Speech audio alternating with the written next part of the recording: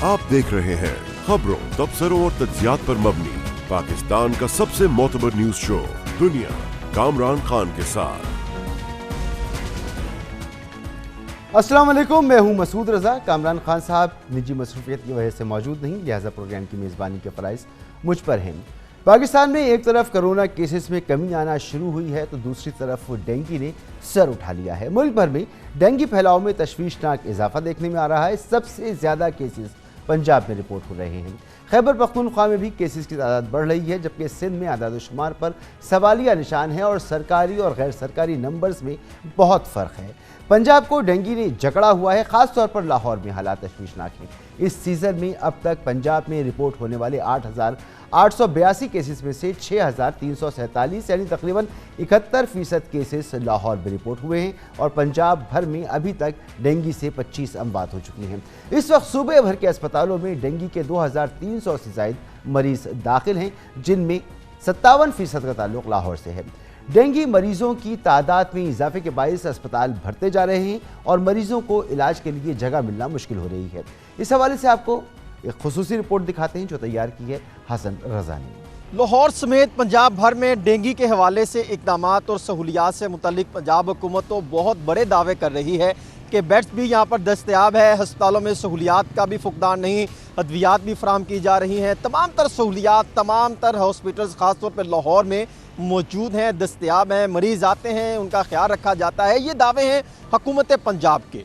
लेकिन हम दिखाते हैं लाहौर के सरकारी अस्पतालों में डेंगू काउंटर पर क्या जम गफील लगा दिखाई देता है और क्या तशवीशनाक मरीजों को किस तरह घर भिजवाया जा रहा है। इस वक्त हम जना हॉस्पिटल पहुंचे हैं और जो भी अफराद आते हैं लाहौर से हट के दीगर इजला से, तो वो सबसे पहले जना हॉस्पिटल तक उनकी अप्रोच होती है। जना हॉस्पिटल की एमरजेंसी है, इसमें इस हद तक रश है कि या तो पर्ची नहीं मिलती, अगर पर्ची मिल जाए तो उनका सीबीसी टेस्ट जो होता है वो नहीं हो पाता और कई घंटे इंतज़ार करना पड़ता है। सरकारी हॉस्पिटल में ये हालत है कि अद्वियात का शदीद फुकदान है, मुस्तकिल एमएस मौजूद नहीं। इस सीबीसी टेस्ट के अंदर इनको डेंगू करार दिया गया है। आपको एडमिट क्यों नहीं किया? आपकी तो हालत बड़ी तशवीशनाक है कि नॉर्मल है, कुछ मसला नहीं है, अपने घर लेके जाए, मेडिसिन ले, बस ठीक है। कह रहे हैं जी ये टेस्ट हो रही है, गोलियां बाहर से ले लें मेडिकल स्टोर से। अब हम पहुंचे हैं लाहौर के सर्सिस हॉस्पिटल में। सर्सिस हॉस्पिटल में कुल बेड जो है वो 90 हैं और 90 के 90 जो हैं वो फिल हो चुके हैं। डेंगू काउंटर में लोग जा रहे हैं और कई घंटे अपनी बारी का इंतज़ार करते हैं कि शायद हमारी बारी आएगी और सीबीसी टेस्ट करवाते हैं। और यहाँ पर सिर्फ अंदर एक डॉक्टर मौजूद है और दूसरा, अगर किसी ने यहाँ पर एडमिट होना है तो वो तमाम अद्वियात बाहर जो मेडिकल स्टोर बना रखे हैं, मखसूस करदा बताया जाता है कि वहाँ से आप जो है वो मेडिसिन लेकर आएंगे।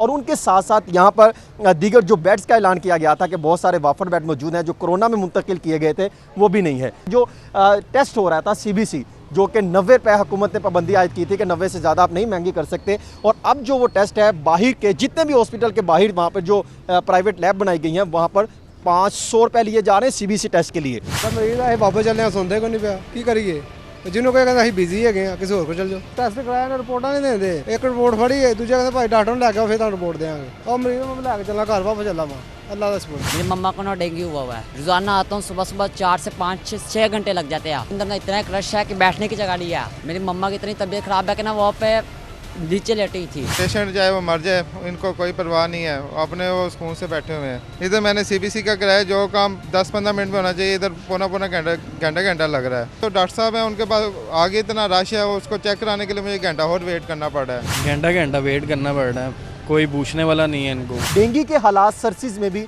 बुरे ही दिखाई देते हैं। मरीज आ रहे हैं, एडमिट नहीं किया जा रहा, बेड मौजूद नहीं, अद्वियात का फुकदान है। आइए हम चलते हैं किसी और हॉस्पिटल। म्यू हॉस्पिटल में पहुंचे हैं। यहाँ पर भी वही दीगर हॉस्पिटल की तरह वही सूरत हाल देखने में आ रही है। जितने मरीज़ आते हैं उनको बैठाया जाता है, इंतज़ार करने के लिए बहुत सारा जो है वो कोशिश की जाती है। कुछ मरीज़ तो यहीं पर बैठे हैं, उनके रिपोर्ट्स ली जाती हैं। यहाँ पर भी अद्वियात तो नहीं है, बेड जितने थे कुछ बेड खाली हैं, लेकिन वो प्रोटोकॉल के लिए लगा रखे हैं कि प्रोटोकॉल आएगा एमरजेंसी उनके लिए जो है वो इस्तेमाल में लाए जा सकते हैं, जबकि बाकी अफराद को यहाँ पर किसी भी किस्म का वो एडमिट नहीं किया जा रहा। बहुत ज़्यादा रश है कि तबीयत भी ख़राब हो, खड़े होने की जगह ही नहीं है। वाले साहब को लेके आए हैं, 3-4 वार्डों में लेके गए हैं, अभी फिर वो कह रहे हैं कि अभी बताते हैं क्योंकि बुखार चढ़ा हुआ है। वो कह रहे एक पर्ची वो बना कर लाओ। सुबह 9 बजे के आया हूँ। कितने दिनों से यहाँ पर आ रहे हैं? आज दूसरा दिन है। अच्छा, दूसरा दिन है। तो ये इनकी जो है वो प्लेटलेट्स हैं वो 52 हैं, जो कि 152 के करीब होने चाहिए, 152 156 से अबव होने चाहिए, लेकिन यहाँ पे सिर्फ 52 हैं। इस हद तक अंदर रश है, हमें अंदर जाने की परमिशन नहीं दे रहे और ये कहा जा रहा है कि आप अंदर नहीं जा सकते। अलबत्ता आप रश देख सकते हैं किस हद तक है, और मरीज़ों को सिर्फ चेक करके उससे कहा जाता है फौरी तौर पर बाहर निकलें, और एक रसीद दे दी जाती है कि आप पैनाडोल और फलां मेडिसिन आप ले सकते हैं, जबकि उनको एडमिट नहीं किया जा रहा। अस्पतालों में रश है, मरीज़ों को इंतज़ार करना पड़ रहा है, ये तमाम सूरत हालें, दवाएं मिलने में ताख़ीर का सामना है। लेकिन आज वज़ीर सेहत पंजाब डॉक्टर यास्मीन राशिद ने कहा कि अस्पतालों में 40% गुंजाइश मौजूद है। अल्लाह की मेहरबानी है, आज मैं सारे जितने डेंगू वार्ड्स हैं उन पे हमारे सेक्रेटरीज़ भी गए, मैं ख़ुद आज लाहौर जनरल हॉस्पिटल का डेंगू वार्ड वगैरह देख के आई हूँ। हमारे पास अभी भी 40% कैपेसिटी है।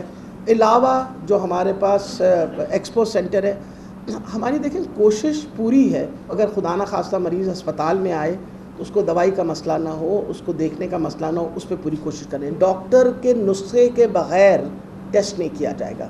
प्राइवेट लैब ने जिन्होंने हमें 90 रुपए में वादा किया हुआ है, उन्होंने कहा है कि आप नुस्खा लिखवा के लाइए, अगर वो लिखे हुए पे ना करें तो फिर तो वो जुर्म कर रहे हैं।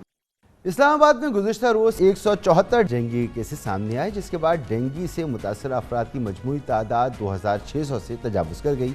अभी तक इस्लामाबाद में डेंगू से 10 अमवात भी हो चुकी हैं। जुड़वा शहर रावलपिंडी में मज़ीद 69 अफराद डेंगू वायरस में मुब्तला हुए, जिसके बाद रावलपिंडी में मरीज़ों की मजमूई तादाद 1500 हो गई है। पंजाब के अलावा खैबर पख्तूनख्वा में भी हालात मुख्तलिफ नहीं। गुज़िश्ता रोज़ केपी में डेंगू से 738 नए केसेस रिपोर्ट हुए, जिसके बाद डेंगू केसेस की मजमूई तादाद 5242 हो गई है। इन केसेस में से 43% पेशावर से थे। सूबे भर में अब तक डेंगू से 6 अफराद जाँ बहक भी हो चुके हैं। दूसरी जानिब सिंध में डेंगू से मुताल्लिक़ डेटा पर सवालिया निशान खड़े हो गए हैं। आदाद-ओ-शुमार का मरबूत निज़ाम मौजूद नहीं। सिंध हुकूमत की जानिब से 2 दिन पहले जारी किए गए आदाद-ओ-शुमार के मुताबिक इस साल सिंध में डेंगू से 2490 केसेस सामने आए, जिनमें से 75% यानी 1860 का ताल्लुक़ कराची से था, जबकि 6 अमवात हुई हैं। लेकिन ये तादाद गैर सरकारी तादाद से बहुत कम है। मिसाल के तौर पर खैराती अस्पताल में यकम से 19 अक्टूबर के दौरान 3400 डेंगू टेस्ट किए गए, जिनमें से 1280 अफराद में डेंगू की तस्दीक हुई, यानी 38% डेंगू पाया जा रहा है। बताया जा रहा है कि ज़्यादातर डेंगू केसेस प्राइवेट क्लिनिक से अस्पतालों की ओपीडीज़ में आ रहे हैं, जिनका मुनासिब रिकॉर्ड मुरतब नहीं किया जा रहा है। तो ये बदइंतज़ामी है जो बदरजा आतम मुख्तलिफ सूबों में मौजूद है।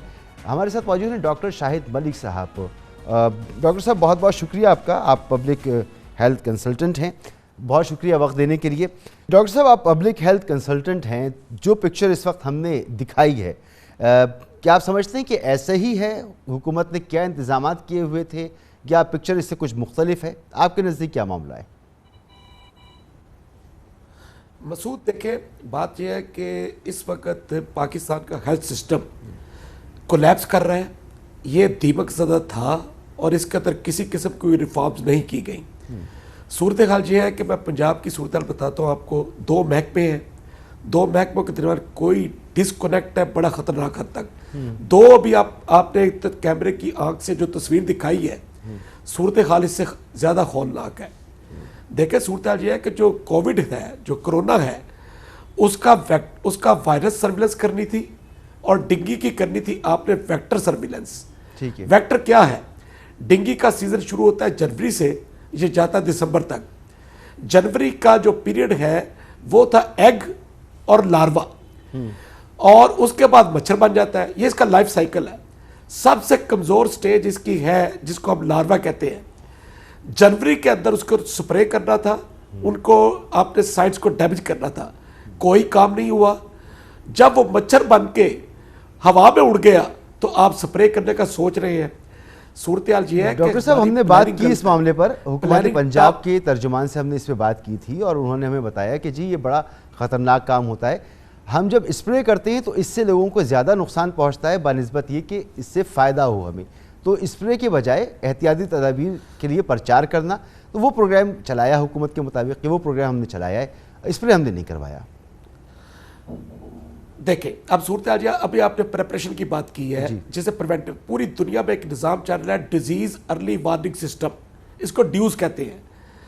जो पंजाब की हद तक एक CDC है, हर सूबे में है कम्युनिकेबल डिजीज कंट्रोल प्रोग्राम। मुझे बताएं कि इन्होंने कोई डिग्गी की वर्कशॉप की, किसी स्कूल के अंदर कोई ट्रेनिंग प्रोग्राम हुए? बात यह है कि मैं कहता हूं कि प्रिवेंशन इसका हल था। मच्छर को स्प्रे करना, आप जो कह रहे हैं बात, वो ऑर्गेनोफॉस्फोरस कंपाउंड पॉइजनिंग है, जिसके साथ आप स्प्रे करते हैं तो लोगों को इर्द गिर्द मुज़र असरात होते हैं। मैं कहता हूं कि पहले जिसके ऊपर स्प्रे करना था टेमीफॉस का, जो पानी खड़ा था, पानी खड़े को तो पहले मसूद बात यह है कि डेंगू को यूं समझिए ये सिर्फ तिब्बी मसला नहीं है, ठीक है, ये इंतज़ामी मसला है, ये माहौलियाती मसला है। आप सड़क पर निकल के देखें, जहाँ के आप जगह जगह एक गंदगी के ढेर हैं, उसकी मैनेजमेंट कोई नहीं है। हम इस डेंगू को आइसोलेशन में नहीं देख सकते। मैं कहता हूं कि सेहत का मामला इस हुकूमत का नहीं, किसी हुकूमत की तरजीह नहीं रही, कोई प्लानिंग नहीं है, ट्रबल शूटिंग है।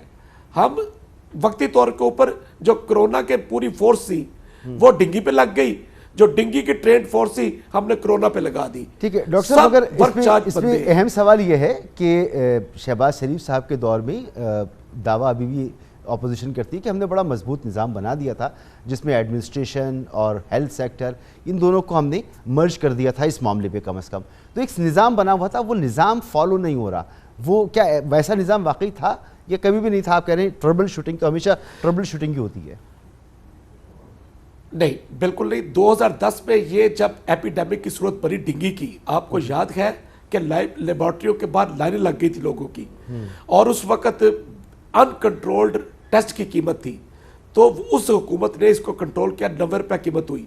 अभी आपके सामने एक मिसाल है, कोरोना के ऊपर देखे आपने, लोगों ने, प्राइवेट लेबॉर्ट्रीज ने खिलवाड़ किया लोगों के साथ। इसकी टेस्ट की कीमत थी 2000, जिसका इन्होंने 13,000 लिया है, और इसी तरह डेंगू के अंदर हुआ है और हो रहा है। उस वक्त एक एडिफिस बन गया था, एक प्रोग्राम था, डेंगू की वर्कशॉप भी चल रही थी, और उसके बाद हमने कोरोना को जब मैनेजमेंट शुरू की तो डेंगू के ऊपर टोटल आइसोलेशन हो गई। उसको पता ही नहीं था, उसकी ना ह्यूमन रिसोर्स का पता था, ना उसका ये पता था कि हमने अब करना क्या है। इस वक्त सूरत हाल ये है कि प्रिवेंशन की नहीं है, और क्योरेशन के ऊपर आपने पूरे अस्पताल को लाइनें लग गई हैं। अस्पतालों का निज़ाम दीमक ज़दा था जो कोलैप्स कर रहे हैं। बहुत शुक्रिया आपका प्रोफेसर डॉक्टर शाहिद मलिक साहब, पब्लिक हेल्थ कंसल्टेंट, और जो हमारा तबाहकारी है हमारे निज़ाम सेहत की, उसकी तरफ निशानदेही कर रहे थे। और ऐसी वबा की सूरत में, ऐसे पेंडेमिक की सूरत में, या ये डेंगू की सूरत में ये और कितनी संगीन हो जाती है, तो वो हमारे सामने सूरत हाल आ रही है। यहाँ पर एक ब्रेक लेंगे, ब्रेक के बाद हम बात करेंगे सिंध में सरकारी ज़मीनों की गैरकानूनी अलॉटमेंट का एक और घपला सामने आया है। 12 अरब रुपये की सरकारी ज़मीन की बंदर बाट हुई है। तफसील आपको बताएंगे एक ब्रेक के बाद। चेयरमैन नैब जस्टिस जावेद इकबाल की सरबराही में कायम नैब एग्जीक्यूटिव बोर्ड ने सिंध के महकमा लैंड यूटिलाइजेशन के 3 साबिक सेक्रेटरीज गुलाम मुस्तफा फुल, साकिब सोमरो, आफ्ताब मेमन और दीगर के खिलाफ कराची की 12 अरब रुपये मालियत की 2000 एकड़ सरकारी ज़मीन गैर कानूनी तौर पर अलॉट करने के इल्ज़ाम के तहत रेफरेंस दायर करने की मंजूरी दी है। ये रेफरेंस नैब कराची ने तैयार किया है। साबिक secretary land utilisation Ghulam Mustafa full, Saqib Soomro, Aftab Memon और दीगर पर इल्ज़ाम है कि उन्होंने सरकारी रिहायशी मंसूबों के लिए 44 एकड़ निजी ज़मीन देने का दावा करने वालों को कराची के इलाके मलीर में 1966 एकड़ सरकारी ज़मीन अलॉट की, जिसकी मालियत 12 अरब रुपए बताई जा रही है। रेफरेंस के मुताबिक वली साद खान और दीगर ने साल 2010 में दावा किया कि उनके दादा अहमद उल्ला खान ने 1978 में कराची के इलाके नॉर्थ नाज़िमाबाद में ख्वास्ती बरोही गोट के मकीनों से 44 एकड़ ज़मीन खरीदी थी, जो बाद में हुकूमत सिंध ने एक रिहायशी मंसूबे के लिए इस्तेमाल की थी। इसलिए अब इसके बदले उन्हें दूसरी सरकारी ज़मीन अलॉट की जाए। नैब तहकीकात के मुताबिक उनका मुतालबा जाली था, क्योंकि मज़कूरा सरकारी मंसूबा किसी निजी ज़मीन पर नहीं बल्कि सरकारी ज़मीन पर कायम किया गया था। लेकिन इसके बावजूद महकमा लैंड यूटिलाइजेशन के अफसरान ने मिली भगत करके न सिर्फ इनके 32 बरस बाद होने वाले दावे को अदालत में कबूल कर लिया, बल्कि असल हक़ाइक़ छुपाते हुए बदले में दूसरी सरकारी ज़मीन देने की सिफारिश कर दी और साबिक वजीर आला सिंध को समरी भेजकर मंजूरी हासिल करने के बाद 44 एकड़ ज़मीन के जाली दावेदारों को 12 अरब रुपये मालियत की 1966 एकड़ सरकारी ज़मीन अलॉट कर दी। इस नैब रेफरेंस में मुलजिमान के तौर पर नामजद साबिक सेक्रेटरीज लैंड यूटिलाइजेशन गुलाम मुस्तफ़ा फुल और आफ्ताब मेमन पहले ही लैंड फ्रॉड के दीगर रेफरेंसेस में नैब के हाथों गिरफ्तार हैं, जबकि तीसरे मुलजिम साबिक secretary land utilization Saqib Soomro मुल्क से फरार हो चुके हैं।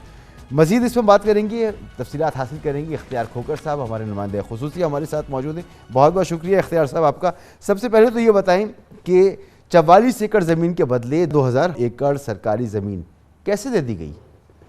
हाँ मसूद साहब, ये इस तरह दी गई कि जब ये जो 44 एकड़ ज़मीन जो बताई जा रही है कि नाथ नाज़माबाद का इलाका है जिला डिस्ट्रिक्ट सेंटर का, उसके ये ज़मीन बताई जा रही है। जब इन लोगों ने दावा किया कि जी हमारी ज़मीन है और जो कुछ भी हुआ, तो उस ज़मीन की कीमत का अंदाज़ा लगा, क्योंकि वो ज़मीन तो अभी मौजूद है नहीं। ज़मीन तो या तो सरकारी उस पर स्कीम में आ गई है या उस पर कुछ हिस्से पे कब्ज़े हो गए, तो फिर उन्होंने कहा कि इसके अल्टरनेट हमें ज़मीन दी जाए।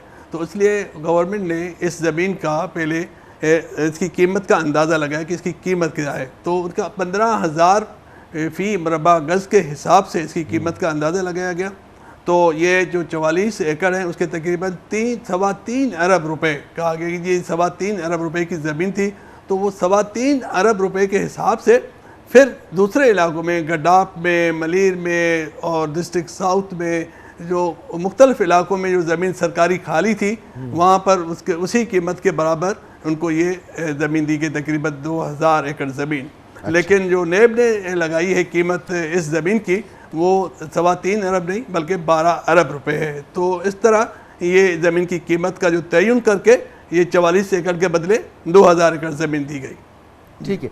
अच्छा, अगर हुकूमत किसी आम आदमी की निजी ज़मीन किसी मंसूबे में जो इस्तेमाल में लेकर आती है, तो कानूनी तौर पर हुकूमत उसका मुआवजा अदा करने की पाबंद तो है, और यहाँ भी अगर निजी ज़मीन के बदले सरकारी ज़मीन दी गई है, तो इसमें क्या ख़राबी क्या है इसमें? जी हाँ, बिल्कुल बड़ा अहम सवाल है। देखिए, बात यह है कि इसमें जो नैब रेफरेंस में जो इन्वेस्टिगेशन हुई है उसमें ये बात सामने आई है कि ये ज़मीन जो है वो जिनको जो दावेदार हैं कि जी उनके परदादा को या दादा को उसके गांव वालों ने, खवासी बरोई गोट के लोगों ने बेच कर दी थी, तो वो उसका कोई सबूत नहीं है। और बेसिकली मतलब ये कहा गया है कि वो ज़मीन सरकारी ज़मीन थी जिस पर हुकूमत ने अपनी एक रिहायशी स्कीम लाई और लोगों को 120 और 80 गज़ के प्लाट दिए। तो वो जो दावा है कि ये ज़मीन जो है ना उन लोगों ने ख़रीदी थी या उनको उनके परदादा ने ली थी, वो उस दावे का जो गवर्नमेंट के जो रिकॉर्ड है वो उसकी तस्दीक नहीं करता। तो इसलिए ये कहा गया है कि ये ज़मीन बेसिकली थी सरकार की, हुकूमत की, और हुकूमत ने अपने मकसद के लिए यूज़ की।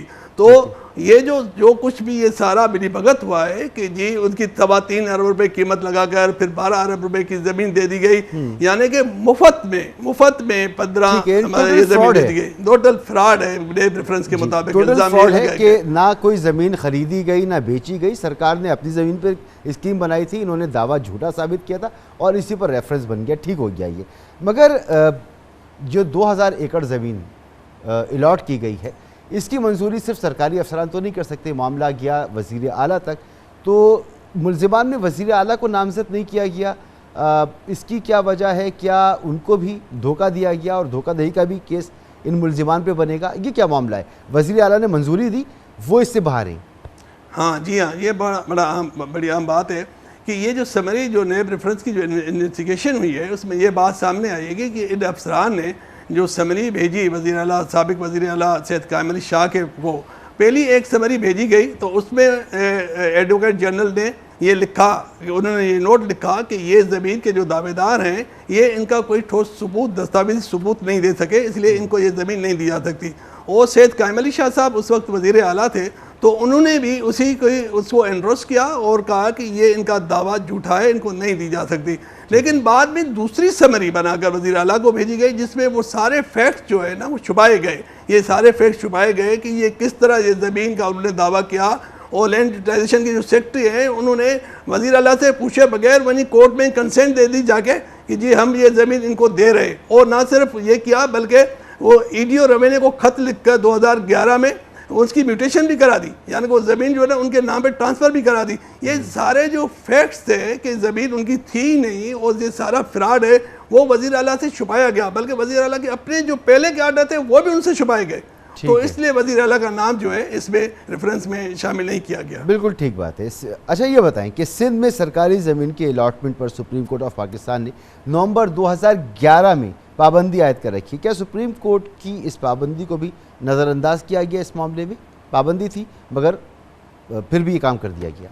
जी हाँ, ये बात भी रिकॉर्ड में आ चुकी है मसूद साहब के सुप्रीम कोर्ट ऑफ पाकिस्तान ने जो पाबंदी लगाई थी, फिर 2014 में ये ज़मीन अलाट हुई, यानी कि कोई 1500 एकड़ पहले 2014 में अलाट हुई।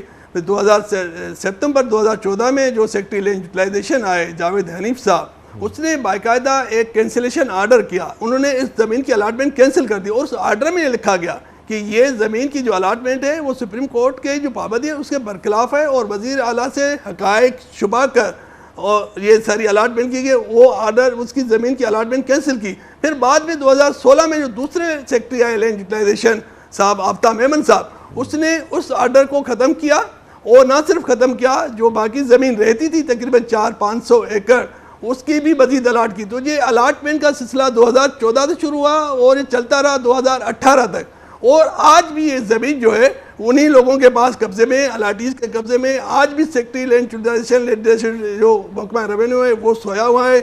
आज भी वज़ीर आला सिंध जो है सैयद मुराद अली शाह, उसने कोई एक्शन नहीं लिया।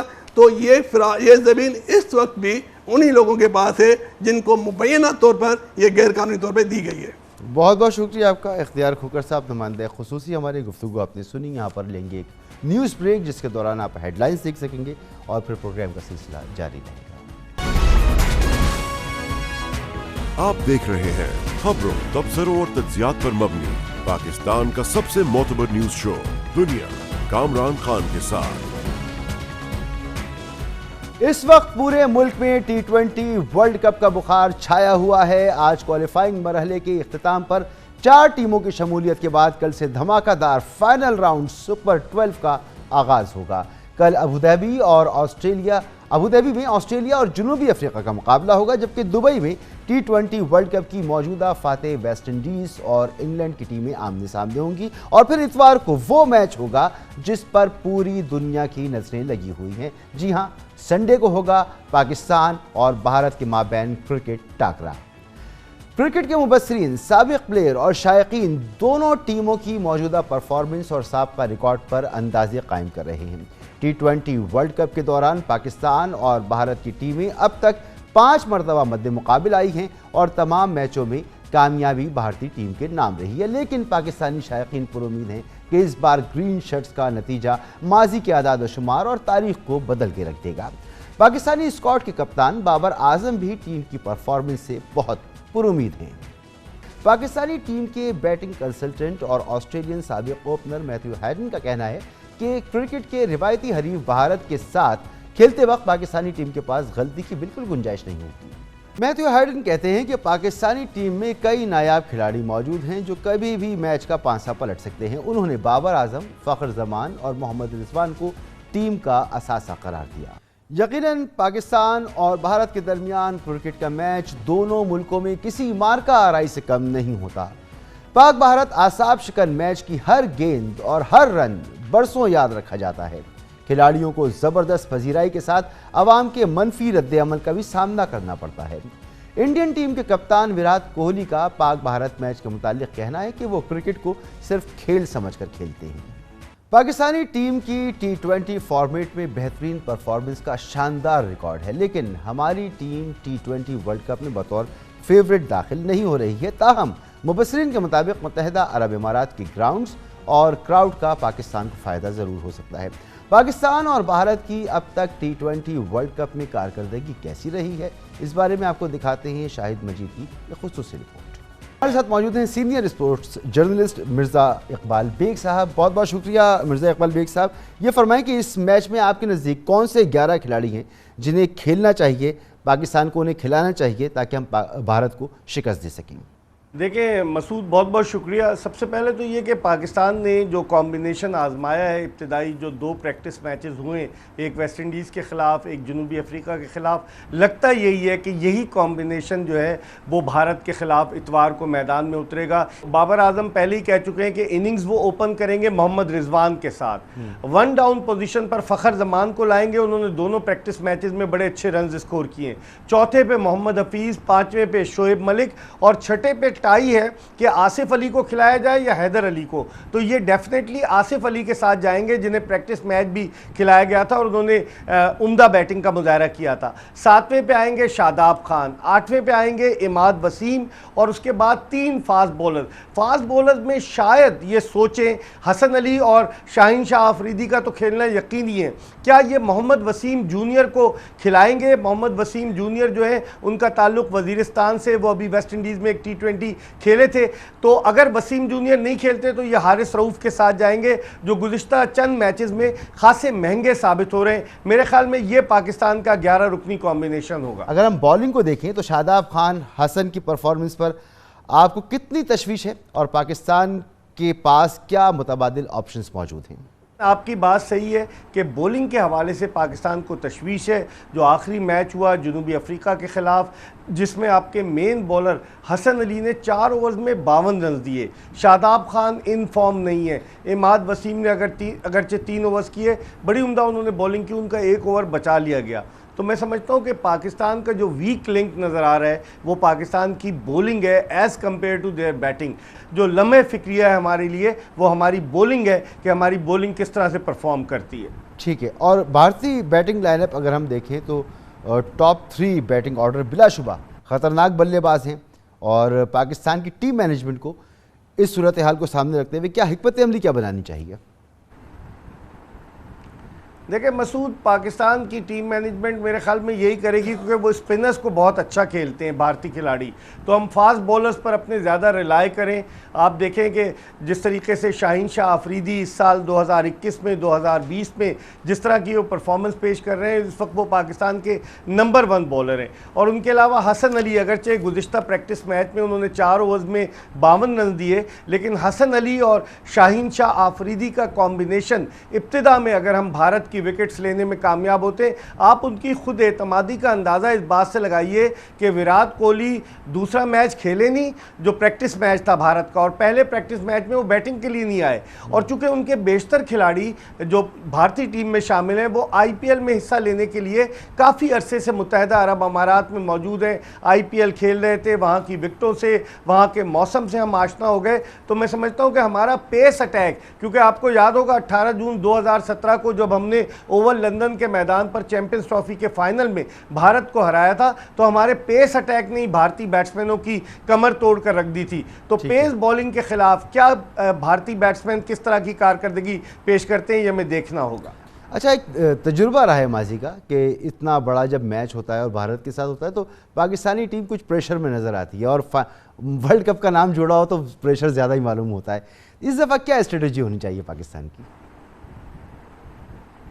دیکھیں، آج پاکستان کرکٹ بورڈ کے چیئرمین رمیز راجہ نے کھلاڑیوں کو حوصلہ افزائی کی ہے، انہیں بتایا ہے، ان کے ساتھ اپنا ایکسپیرینس شیئر کیا ہے 1992 کے ورلڈ کپ کا، اور کس طریقے سے ان کو ہدایات دی ہیں کہ آپ نے اگریسو ہونا ہے۔ لیکن آپ کی بات درست ہے کہ پاکستانی کھلاڑی جب بھی بھارت کے خلاف، چاہے وہ 50 اوورز کا ورلڈ کپ ہو، چاہے وہ 20 اوورز کا T20 ورلڈ کپ ہو، اس میں دباؤ کا شکار ہو جاتے ہیں۔ ایسا نہیں کرنا چاہیے، کرکٹ ایک کھیل ہے، جنگ نہیں ہے۔ اگر آپ ہارتے بھی ہیں، فائٹ کر کے ہارے تو کوئی آپ کو برا بھلا نہیں کہے گا، کوئی آپ پر تنقید نہیں کرے گا۔ تو میرے خیال میں اس دباؤ کی وجہ سے ہمارے کھلاڑی جو ہیں وہ اتنا اچھا پرفارم نہیں کر سکتے میگا ایونٹ میں۔ ورنہ آپ اگر مسعود بائی لیٹرل سیریز دیکھیں، اب 2011-12 میں پاکستان نے بھارت کے خلاف بھارت میں T20 سیریز جیتی، اور بائی لیٹرل جب سیریز ہوتی ہے پاکستان کامیابی حاصل کرتا ہے، لیکن ورلڈ کپ کا جنکس اب تک توڑنے میں کامیاب نہیں ہو سکا پاکستان۔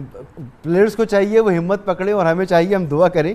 عمومی تاثر یہ ہے کہ پاکستان ٹیم آج کل بابر اعظم اور محمد رضوان پر بہت زیادہ انحصار کر رہی ہے۔ آپ کے خیال میں ان کے علاوہ اور کون سے کھلاڑی ہیں جن پر ہمیں انحصار کرنا چاہیے؟ دیکھیں یہ بات تو بالکل درست ہے کہ بابر اعظم اور محمد رضوان ایز این اوپنر گزشتہ برس بھی اور اس سال بھی پاکستان کے ایس بیٹسمین ثابت ہوئے. اور آپ نے دیکھا ہوگا بھارت نے جو ایڈ بنایا موقع کا, اس ایڈ میں بھی جو پاکستانی کیریکٹر ہے وہ موبائل پہ بابر اعظم اور رضوان کی تصویر دکھا رہا ہے. اس کا مطلب ہے کہ بھارتی بھی انڈر پریشر ہے, انہیں پتہ ہے کہ یہ جوڑی جو ہے مشکل ڈال سکتی ہے. لیکن ان کے علاوہ میں سمجھتا ہوں کہ شعیب ملک اور محمد حفیظ جو اپنے کیریئر کا آخری کوئی میگا ایونٹ کھیلیں, اس کے بعد وہ ریٹائر ہو جائیں گے انٹرنیشنل کرکٹ سے, تو ان دونوں پر بھی بڑی بھاری ذمہ داری عائد ہوتی ہے کہ وہ اپنے اس کیریئر کا اختتام جو ہے اچھے انداز سے کریں. شعیب ملک 22 سال سے انٹرنیشنل کرکٹ کھیل رہے ہیں اور محمد حفیظ 18 برس سے انٹرنیشنل کرکٹ کھیل رہے ہیں, تو ان دونوں کا بڑا رول بڑا امپورٹنٹ ہوگا, کی رول ہوگا. یہ دونوں پاکستانی بیٹنگ لائن اپ کی ریڑھ کی ہڈی ثابت ہوں گے. اور فخر زمان جن کو ون ڈاؤن پر آزما رہے ہیں, انہوں نے آپ کو یاد ہوگا 18 جون 2017 کو اوول لندن میں جو انہوں نے پٹائی کی تھی بھارتی بولرز کے خلاف, جو سینچری بنائی تھی, اس کی وجہ سے پاکستان فتح سے ہمکنار ہوا. تو میں سمجھتا ہوں یہ 4-5 کھلاڑی ایسے ہیں کہ جو پاکستان کی فتح میں نمایاں کردار ادا کر سکتے ہیں. اچھا, ٹاس کتنا امپورٹنٹ ہوگا؟ Direct question.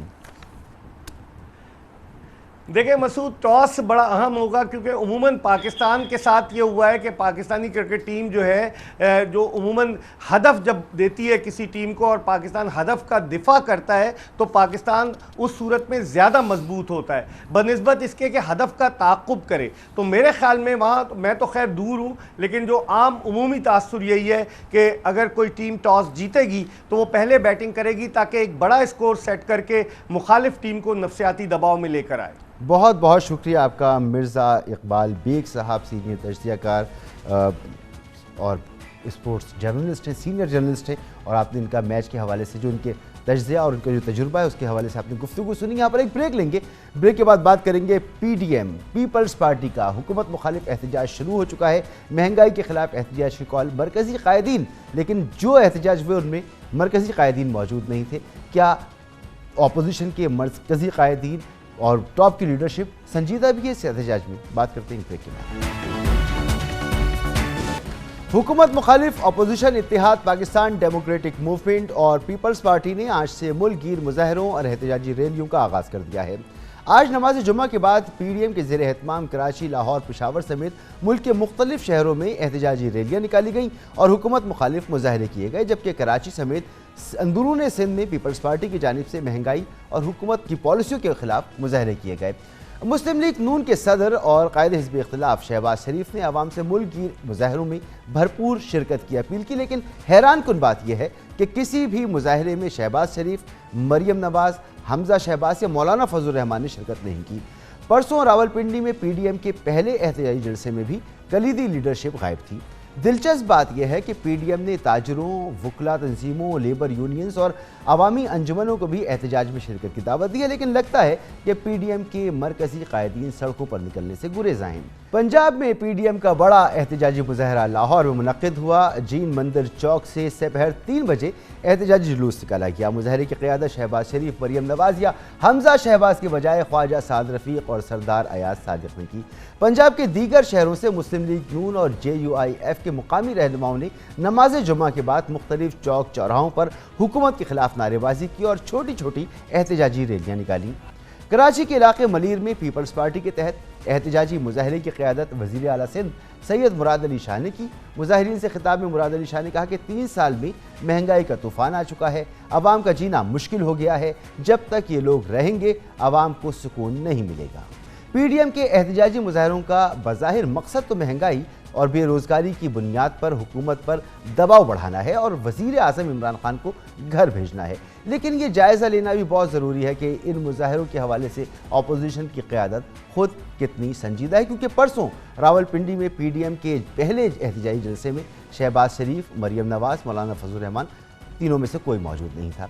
میرے ساتھ موجود ہیں جناب محمد مالک صاحب, سینئر اینالسٹ, سینئر صحافی. بہت بہت شکریہ مالک صاحب آپ کا وقت دینے کے لیے. مالک صاحب, کیا آپ کو لگتا ہے کہ واقعی حزب اختلاف کو عوام کا خیال آ گیا ہے یا وہ مہنگائی کاٹ کی آڑ میں سول ملٹری تناؤ کا فائدہ اٹھانے کی کوشش کر رہی ہے؟ نہیں, یہ تو بالکل بڑی سیدھی بات ہے. یہ تو سول ملٹری تناؤ کا ہی فائدہ اٹھا رہے ہیں اور ہر گزرتے دن کے ساتھ دیکھیے وہ تناؤ بڑھ رہا ہے.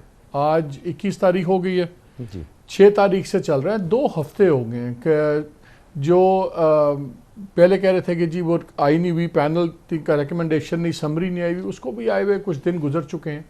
कल वज़ीर आज़म निकल जाएंगे सऊदी अरेबिया, फिर 2-3 दिन उसमें गुजर जाएंगे, तो 15-20 दिन इस चीज़ को हो जाएंगे। तो डेफिनेटली उस पर तो एक इशू है, और वो कोई आपका या मेरा ज़हनी इख्तरा नहीं है। डेफिनेटली उसमें एक फ़र्क पड़ गया रिलेशनशिप में, और असल इम्पेटस इसी से इनको मिला है। महंगाई पहले भी थी, असल इसी चीज़ को कर रहे हैं, बिकॉज अपोजिशन अब ये समझ रही है कि अगर हमें सपोर्ट नहीं मिल रही तो कम अज़ कम हमारे ख़िलाफ़ भी इस्टेब्लिशमेंट इस वक्त नहीं जाएगी। और हमें तो अगर लेवल प्लेइंग फील्ड मिल जाए तो वो समझते हैं जो मईशत का हाल है, जो महंगाई है, जो बेरोज़गारी चल रही है, जो गवर्नेंस का हाल है, लॉ एंड ऑर्डर का हाल है, तो उनको तो एक बड़ी ज़बरदस्त एक एनवायरनमेंट नज़र आ रही है ना गवर्नमेंट के ख़िलाफ़। और एक ही उनके लिए सबसे बड़ा फ़िक्र थी, और वो थी इस्टेब्लिशमेंट का गवर्नमेंट को एब्सोल्यूट सपोर्ट। उनको अब ये लग रहा है कि शायद वो सपोर्ट अब वो नहीं। और माजी में भी बहुत से एहतजाज हुए, लॉन्ग मार्च हुए, धरने हुए, लेकिन हुकूमत लॉन्ग मार्च धरनों से घर नहीं गई। अगर घर भेजना है तो फिर कोई और भी मदद उनको चाहिए होती है, अपोजिशन को उसकी ज़रूरत भी पड़ती है। तो ये जो कुछ हो रहा है ये वाटर टेस्टिंग है? नहीं,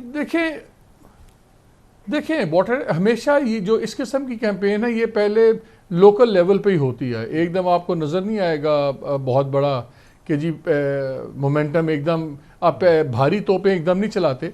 ये पहले डिस्ट्रिक्ट और इन लेवल्स पे करेंगे, बिल्कुल वाटर टेस्टिंग भी होगी, साथ एक मोमेंटम भी बनता है कि लोग आहिस्ता आहिस्ता शामिल होते हैं। वो ये भी देखेंगे कि जब ये रैलीज़ कर रहे हैं डिस्ट्रिक्ट लेवल पे, प्रोविंशियल लेवल पे, तो इस्टेब्लिशमेंट का रवैया क्या है, क्या इस्टेब्लिशमेंट वाकई न्यूट्रल है इनकी एस्टिमेशंस के मुताबिक।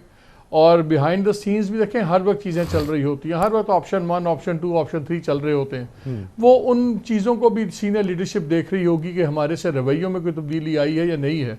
इस वक्त एक नई बिसात तो बिछ रही है, क्योंकि क्वाइट फ्रैंकली अभी तक अगर आप देखिए, अगर आप इस्टेब्लिशमेंट भी हों तो इस्टेब्लिशमेंट को वो रिजल्ट्स तो नहीं मिले इमरान खान साहब की गवर्नमेंट से जो एक्सपेक्टेड थे। पंजाब जिस तरह बुज़दार साहब के नीचे चल रहा है सबके सामने है। महमूद खान KPK में बिल्कुल डिलीवरी वो भी नहीं दे पा रहे। सो इस वक्त राइप है एनवायरनमेंट, एक एब्सोल्यूट केओस है। और जो चीफ मिनिस्टर्स हैं 2 सूबों के, जो जहाँ इनकी अपनी गवर्नमेंट है, वो बड़े कमज़ोर इंसान है, वो एडमिनिस्ट्रेटिवली डिलीवर ही नहीं कर पाए। ठीक है। सो इससे ज़्यादा तो राइप एनवायरनमेंट मिल नहीं सकती। महंगाई इतनी ज़्यादा होगी, IMF के बाद और महंगाई अभी होगी। बिल्कुल मलिक साहब, ये सारी चीज़ें तो नज़र आ रही हैं। आपने इख्तिलाफात की बात की, तो पीपल्स पार्टी के मामला तो अपनी जगह, खुद PDM के अंदर सबसे बड़ी पावर, पॉलिटिकल पावर नून लीग है। और नून लीग के अपने अंदर जो एक सोच का हम उसे कहते रहे कि 2 अलग बयानियाँ हैं, एक मुफाहमत की सियासत है और एक एग्रेसिव सियासत है।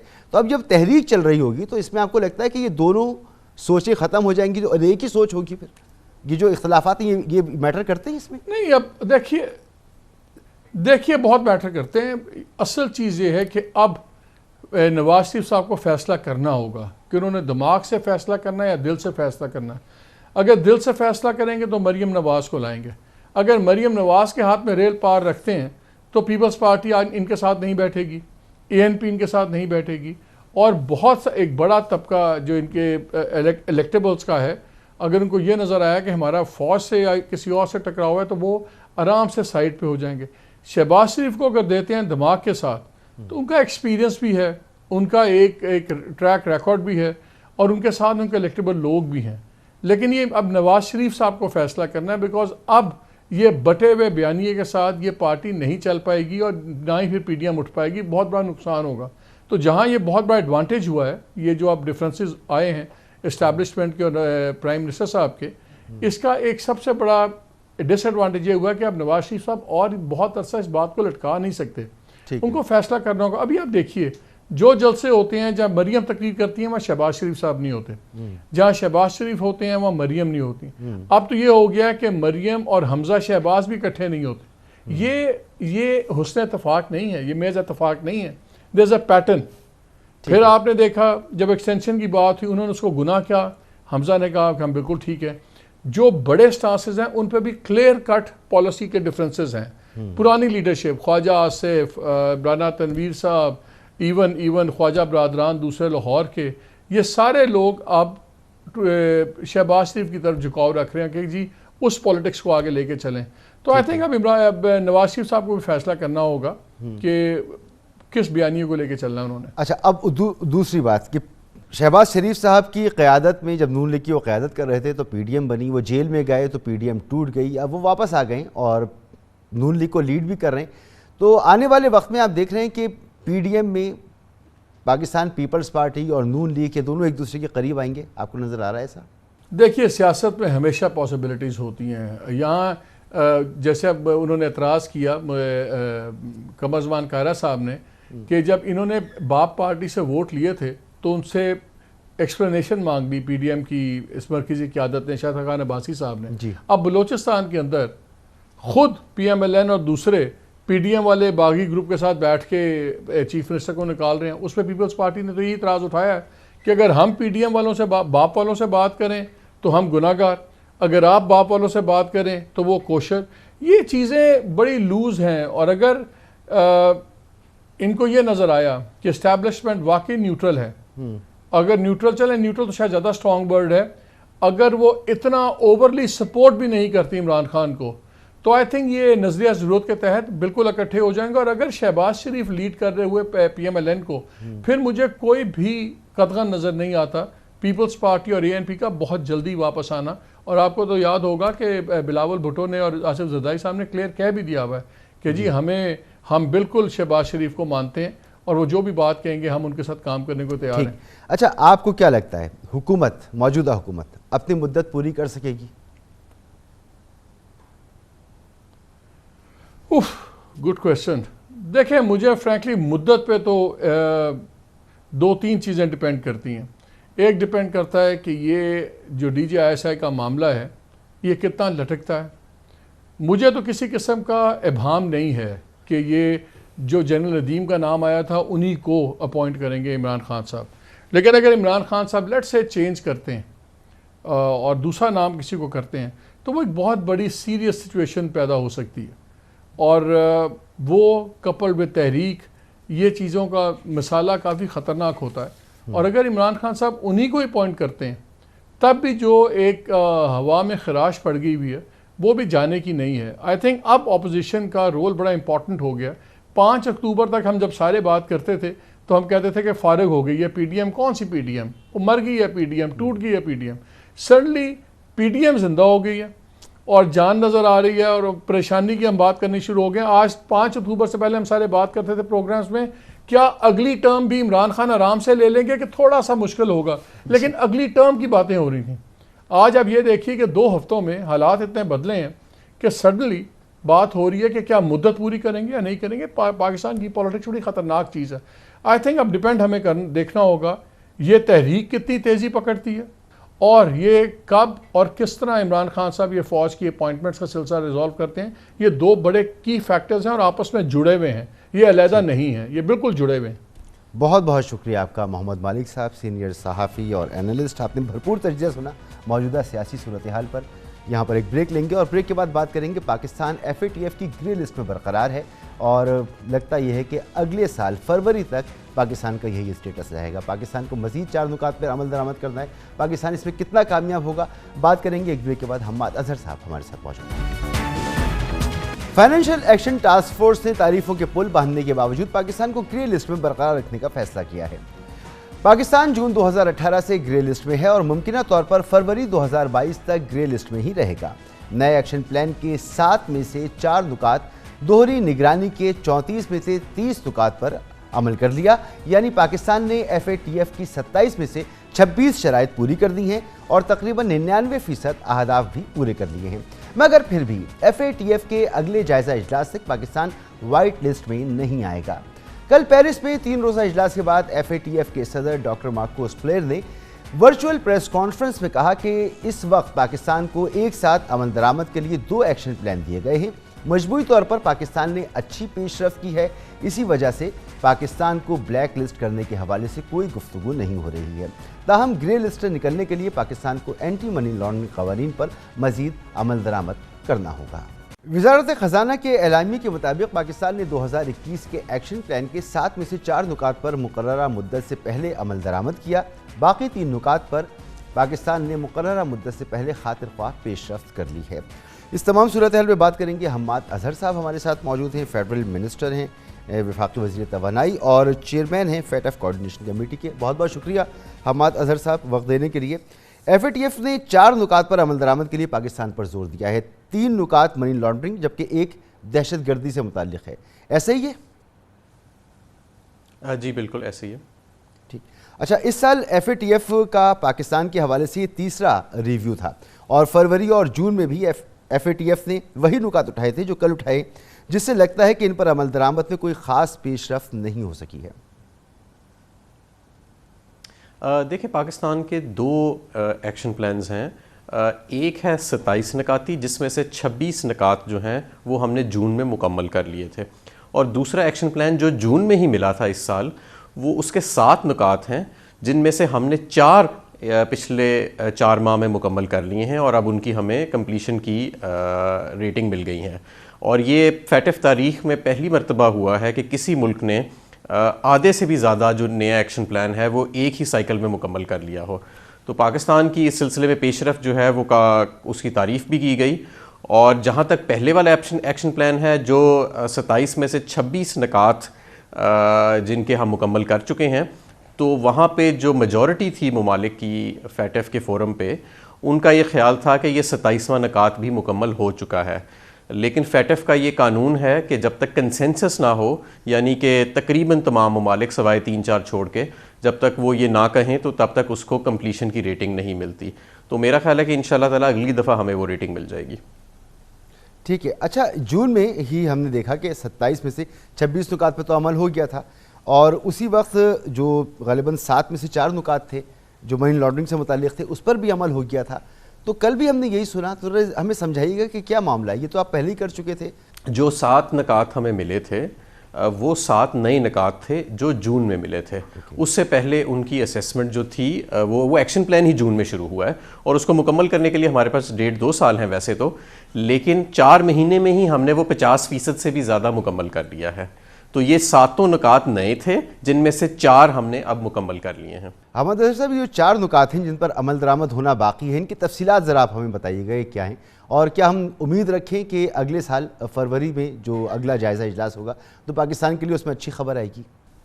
जी, जो 26 जो हमने 27 में से 26 पूरे किए हैं, और उनमें से जो एक रह गया है वो टेरर फाइनेंसिंग से रिलेट करता है कि जो UN लिस्टेड एंटिटीज़ हैं, जो पाकिस्तान के शहरी हैं या वो पाकिस्तान से बाहर हैं, उनके ऊपर हमने प्रोसिक्यूशन और इन्वेस्टिगेशन करनी है, जो हम ऑलरेडी मैं समझता हूँ काफ़ी हद तक हम कर चुके हैं, और जिसके बारे में मैं आपको कह रहा हूँ कि अक्सरियत ममालिक की FATF में तसल्ली हो गई थी कि ये भी निकात पूरा हो गया है।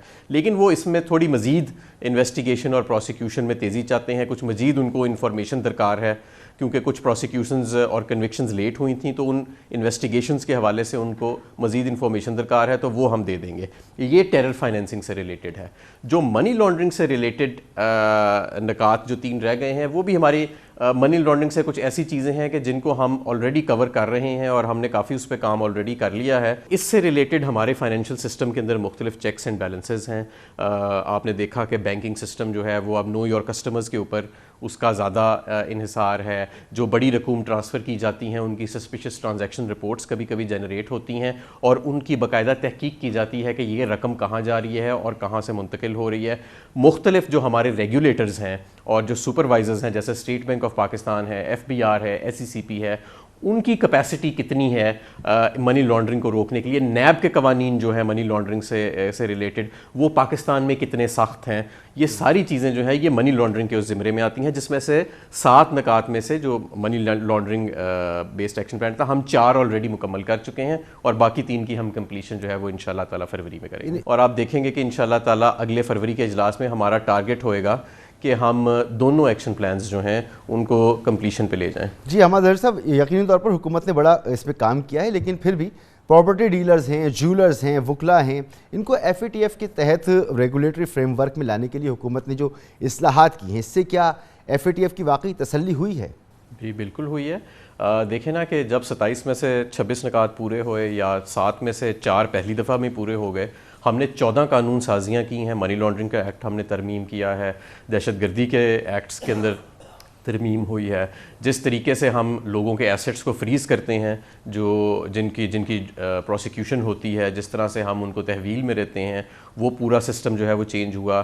آپ کی جوڈیشری سے لے کے آپ کے بینک سے لے کے آپ کے تمام ریگولیٹرز کے اندر اسپیشل سیلز بنے منی لانڈرنگ اور ٹیرر فائنینسنگ سے ریلیٹڈ، اور ان کی اسپیشل ٹریننگز کی گئیں. آپ کی جو جوائنٹ انویسٹیگیٹو ٹاسک فورسز بنی ہزاروں کی تعداد میں پاکستان میں، جنہوں نے یہ سسپیشس ٹرانزیکشن رپورٹس یا سسپیشس ایکٹیویٹیز جو پاکستان میں منی لانڈرنگ یا ٹیرر فائنینسنگ سے تعلق رکھتی ہیں، ان کے اوپر انہوں نے بہت زیادہ پیش رفت کی. تو یہ اس کی وجہ سے ہماری، اب آپ دیکھیں نا کہ تقریباً زیادہ تر تو دونوں ایکشن پلانز ہمارے مکمل ہی ہیں. ایک تو چھوٹا ہے 7 والا جس میں سے 4 مکمل ہیں، اور جو زیادہ جو چیلنجنگ تھا پہلے والا 27 والا، جس کو میں سمجھتا ہوں کہ وہ زیادہ بڑا چیلنج تھا ہمارے لیے، اس میں سے ہم 26 پورے کر چکے ہیں. اور اکثر ممالک کا یہ خیال ہے کہ 27واں بھی پورا کر چکے ہیں. صرف چند ممالک ہیں جو سمجھتے ہیں کہ اس میں مزید تھوڑی سی پیش رفت ہونی چاہیے. یہ کہا جاتا ہے کہ پراپرٹی ڈیلرز ہیں، جولرز ہیں، وکلا ہیں، اس میں اب بھی بہت سے ایسے ہیں جو ایف بی آر کے ریڈار پر نہیں ہیں، اور اس میں مشکلات کا سامنا ہے ان کو ریڈار پر لانے کے لیے. جی بالکل. تو اس کے لیے ہم ان کی جو وکلا تنظیم ہیں ان سے بھی بات کر رہے ہیں، اور جو نان فائنینشیل سیکٹرز جو ہوتے ہیں ان کی جو تنظیمز ہیں، جیسے جولریز کا سیکٹر ہے، ان سے بھی ہم بات کریں. اور ہم نے ان کا ایک ریگولیٹری فریم ورک تو تیار کیا ہے، اور اس میں آلریڈی ہمیں فیٹف میں کافی زیادہ کمپلیشن ملی ہے. ان کے جو ریلیٹڈ ایکشن آئٹمز تھے، تھوڑا سا اور کام ہونے والا ہے، زیادہ تر ہو چکا ہے اس میں، اور اس کی ہمیں زیادہ تر کی کمپلیشن مل چکی ہے. ٹھیک ہے. ابھی جیسا آپ نے فرمایا کہ اکثر ممالک مانتے ہیں کہ آپ سب پر عمل درآمد کر چکے ہیں، کچھ ممالک ہیں جن کا اعتراض ہے، وہ سمجھتے ہیں کہ پاکستان نے ابھی کام مکمل نہیں کیا. کل آپ نے ٹویٹ بھی کی تھی، اس میں بھی آپ نے کہا کہ جی پیش رفت جو ہے وہ بہترین ہے، اور بہت سے ممالک مانتے ہیں، کچھ ممالک ہیں جو نہیں مانتے. کیا پاک امریکہ حالیہ تعلقات جو ہیں وہ بھی اس معاملے میں رکاوٹ ہے؟ کچھ کہا تو نہیں جا سکتا، کیونکہ ہماری ٹیکنیکل ٹیمز ہوتی ہیں، اور سپوزڈلی یہ ڈسکشنز ٹیکنیکل ہوتی ہیں اور ہونی چاہیے بھی. سوائے بھارت کے، ہندوستان کے، جو ایک کھلے عام اس کو پولیٹیسائز کرتا ہے. اور میری ہمیشہ فیٹف کے جو پریزیڈنٹ ہیں ان سے ہندوستان کی جو میڈیا لیکس ہیں اور جو ہندوستان کے اندر سے سٹیٹمنٹس آ رہی ہوتی ہیں فیٹف کے حوالے سے، اور ہندوستان کے کو جس طرح پولیٹیسائز کرتا ہے اس کے حوالے سے بات ہوتی ہے. باقی بھی ممالک جو ہیں، ہماری ہمیشہ سے ان کو یہی رہا ہے، ہماری انسسٹنس رہی ہے کہ اس کو from a technical point of view دیکھا جائے. رائے اور ڈیٹا کی انٹرپریٹیشنز میں فرق ہو سکتے ہیں، میری اور آپ میں بھی ہو سکتا ہے. میرے سے اگر آپ پوچھیں تو ہم 27 میں سے 27 پورے کر چکے ہیں، اور آج نہیں بلکہ ہم فیٹف میتھڈالوجی کے مطابق تقریباً ہم 6 مہینہ پہلے ہی پورے کر چکے تھے، یا سال پہلے ہی پورے کر چکے تھے. لیکن بہرحال اگر وہ مزید ڈیٹا کی انٹرپریٹیشن نکال کے کچھ ممالک مزید پیش رفت چاہتے ہیں، تو ہم ٹیکنیکل گراؤنڈس کے اوپر ان کو مزید پیش رفت دینے کے لیے بھی تیار ہیں. اور ہم کانفیڈنٹ ہیں کہ جو فیٹف کی اپنی میتھڈالوجی ہے اس کے مطابق پاکستان جو ہے وہ کمپلیشن کے قریب تر ہے. اگر اکثر ممالک کی رائے دیکھی جائے تو کمپلیٹ کر چکا ہے. بہت بہت شکریہ جناب حماد اظہر صاحب، وفاقی وزیر توانائی اور فیٹف کوارڈینیشن کمیٹی کے چیئرمین. گفتگو آپ نے سنی، پروگرام کا وقت ختم ہوتا ہے. اجازت دیجیے، اللہ حافظ.